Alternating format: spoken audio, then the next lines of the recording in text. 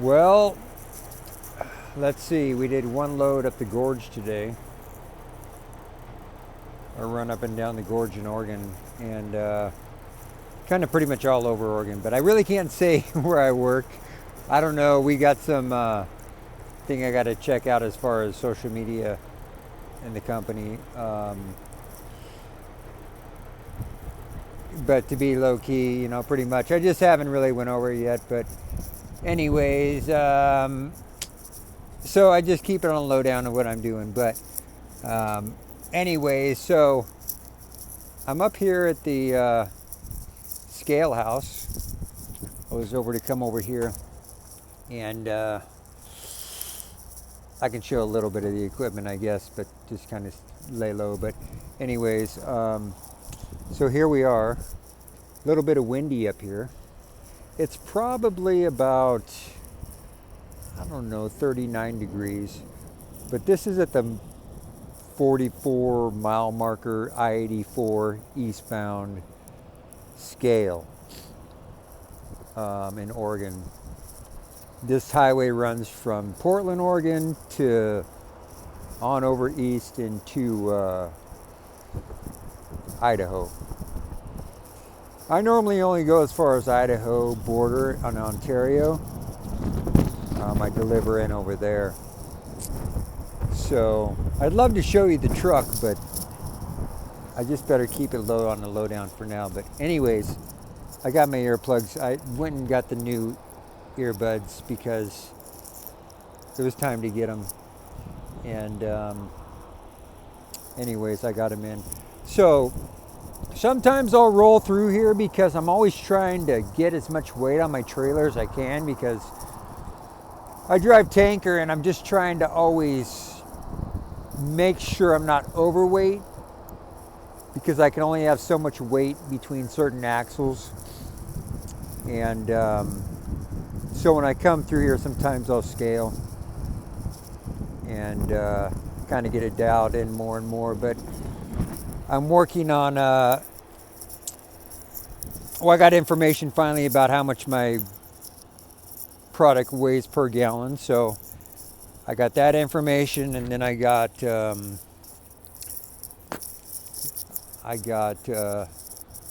whether or not I know if I want to add on another 500 pounds or 200 pounds, and I just divide my weight per pounds per gallon, and then I do it. I know that I could add on 100 more gallons, because if you add on 100 more gallons, right, if you can max it out a little bit more, the truck does look good. If you can max it out like 100 gallons more per load, you do that over the course of a year, it's quite a bit of difference. Because what, if you ran 100 extra gallons for 200 days of the year, that would be what, 20,000 gallons? Anyways, I can't really show you too much on the truck right now, but one day, maybe. She looks good. Her name's Sweet. I called her Sweet. I call the trailer though Sweet too, because we got a trailer and then we got a new trailer. So when I'm talking to her or the trailer, they're both Sweet. But I could go further into detail on that, but I won't right now. Anyways, Wally's over here. Third party hauling for the Wally. Walmart's up here. What is it, about 140 miles up the road. Not sure what we got here, part of a strap. You never know what you might need, because, this could come in handy. When you're driving truck, you just never know. But as flatbedding, when I did flatbed, no authorized vehicles, no be parking over here. Hazardous material, in case they have situations over here at the old scale house and you're leaking some hazmat. If you want to get a job, you go over here to Wally and get a job over there. Not bad. So, yeah, that's about it. I'm back on. I did my first load because I ran to Tennessee. Picked up 2 trailers. That probably took like close to 4 weeks. I forget when I exactly headed out there, but anyways, one of them was mine, and then it needs to get some adjustments, some things added to it. Like one thing. And then I took one up into Washington, gave it to those guys, which was cool. But the trip went really good. Everything was good. Oh yeah, I got to show you the porta pot. Porta pot over here. You got to go. Yeah, I can't show you too much of the truck, but I'll show you a little bit. Anyways.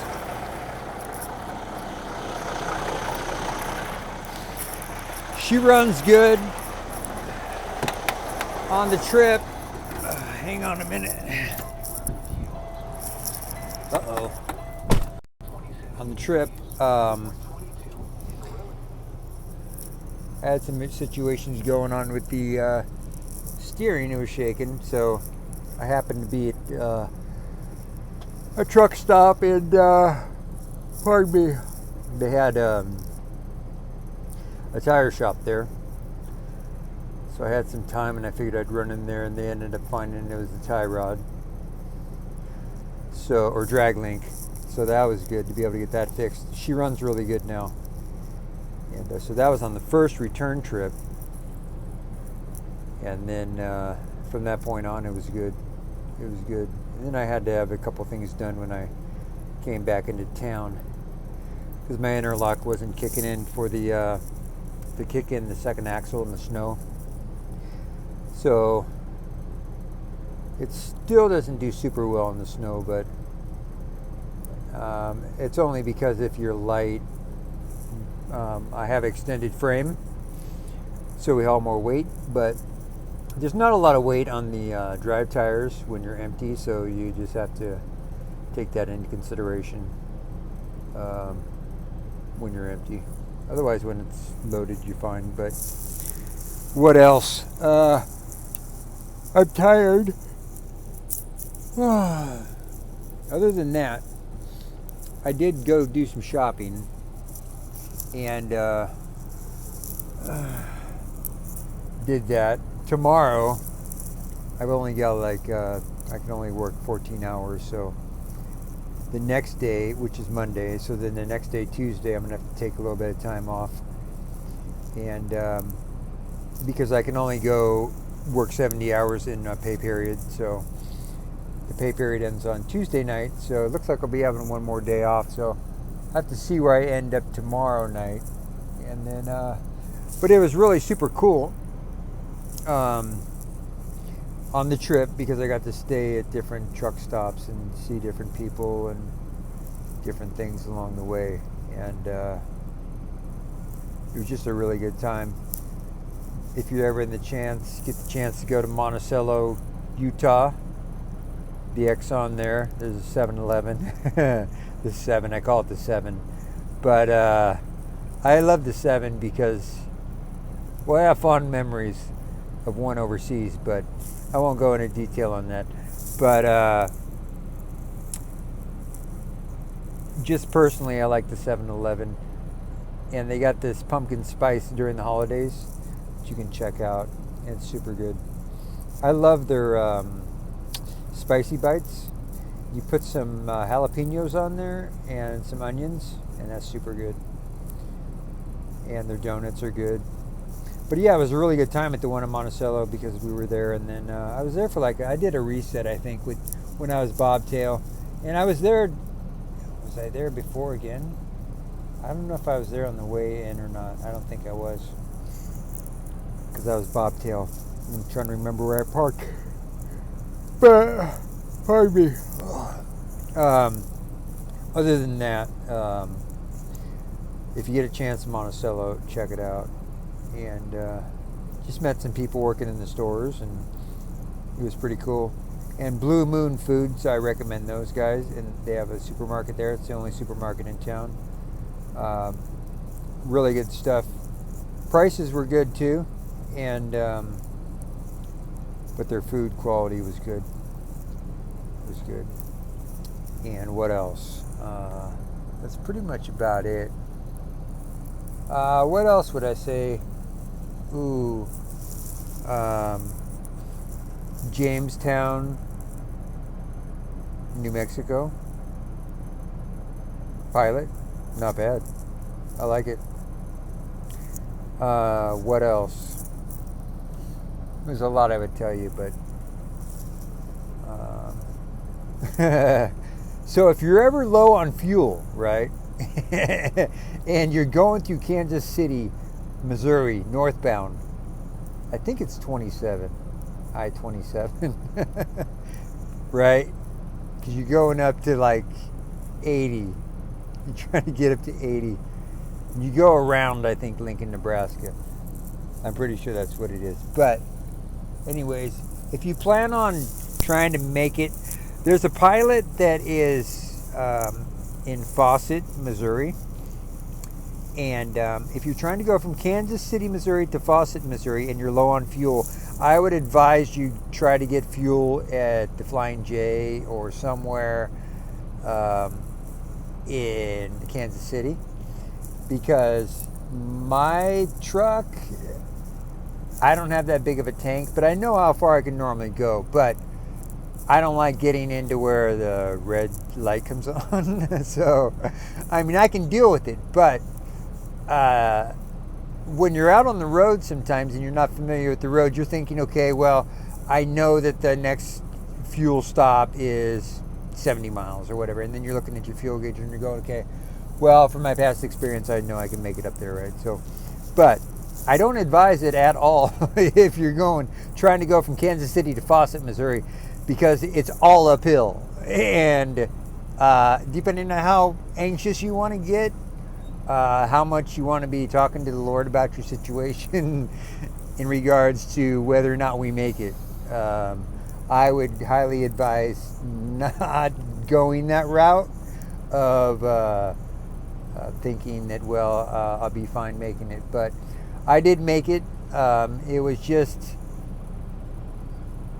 it's a long climb going up there, and you pass the airport, and then it's still beyond the airport. The airport's pretty remote, in a remote area of Kansas City, and then once you get up and then you start going up, but you know, you're looking at your other fuel stops that you're going by. There's a couple, like there's a Love's, and there's a, I don't know if it's a QT or a Quick Trip, or there's some other ones along the way, but you're going by those and it's going like, well, maybe I should get fuel over there because it doesn't look good. And you're thinking how much fuel is actually in the tank, because I run and I've been through some experiences with the truck where, okay, how low is this really? And then I'm thinking, because I got a 100-gallon tank on, and it's just one tank. So if I'm going uphill, I got to consider, okay, well, there's only so much fuel in there. If there's like 10 gallons in there, then that's going to be at an angle going up a hill, and then I don't know what the pickup looks like in there at the bottom of it, of how we could run out of fuel going up the hill. So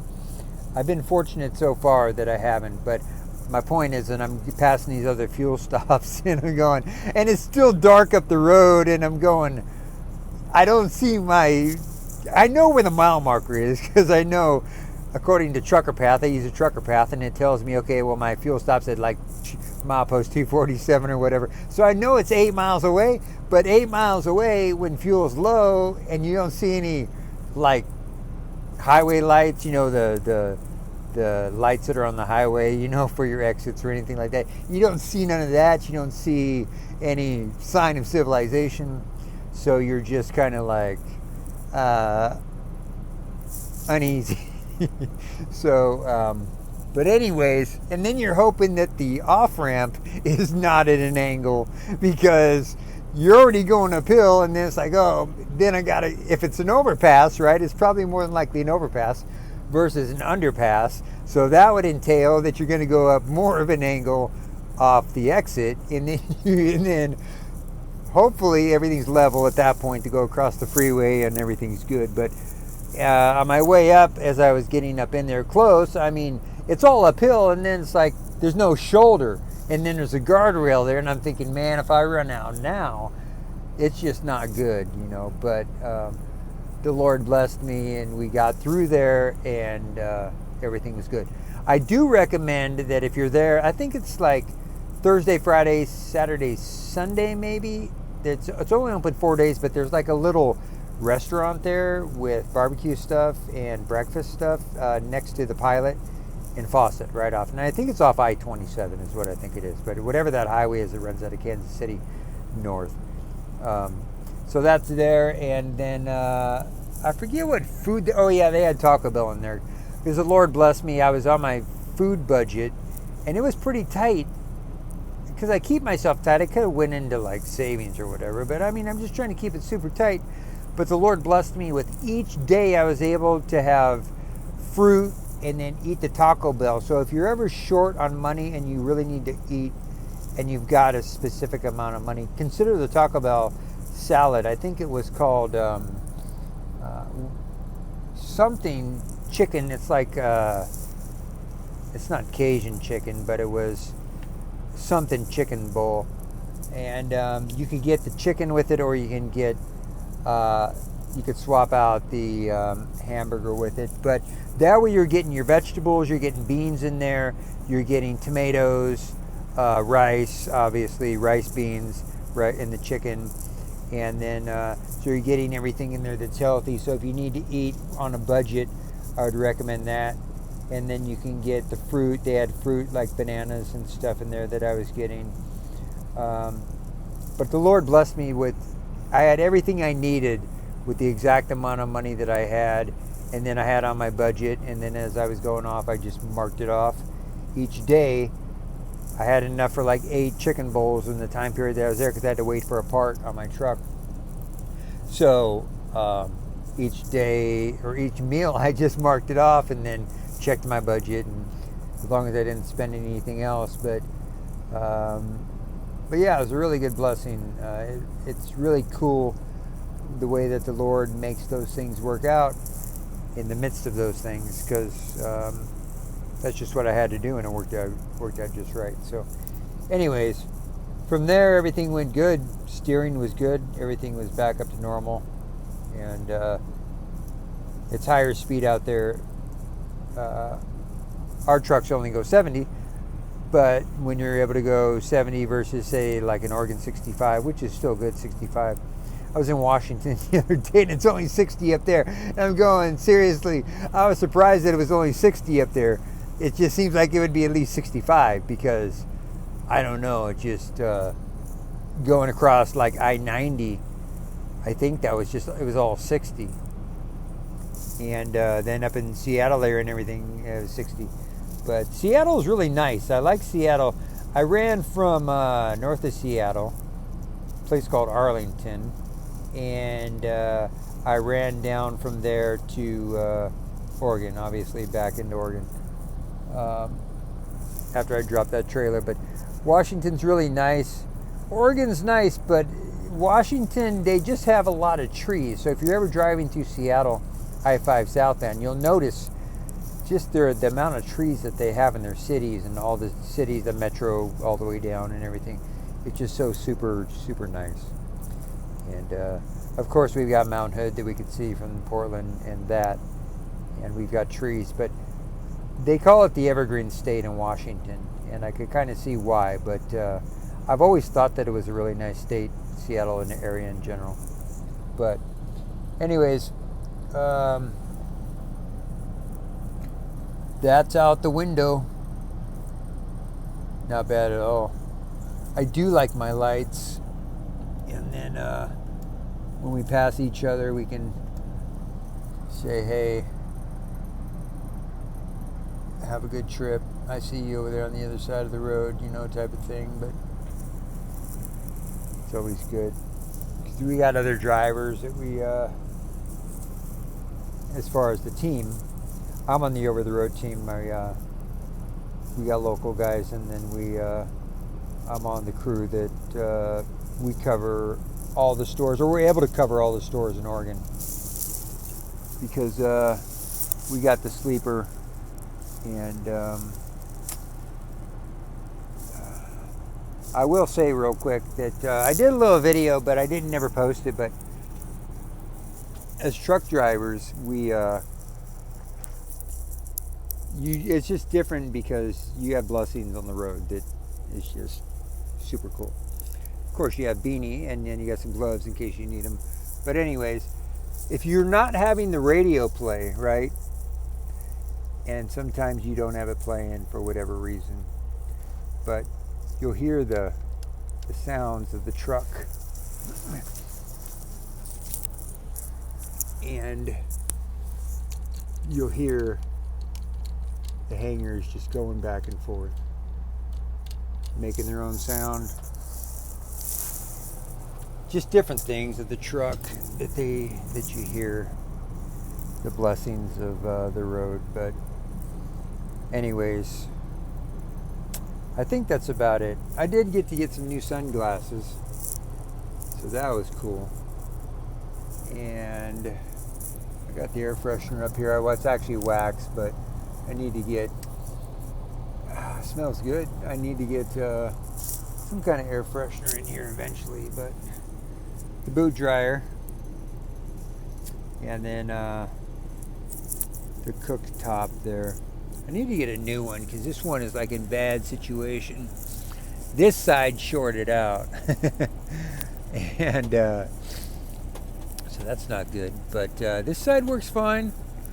I don't recommend putting if you have one of those instant hot water things, you know, for like coffee and hot water. I don't advise sitting it on there and then this being on, because it's not going to go well on that one. But other than that, got me some gloves, box of gloves. This round, I was just in town, got those gloves, and then those other gloves on the wall that I showed you. But those are pretty handy dandy, and keep your hands clean. But other than that, I'm going to say that's about it for today. Be blessed.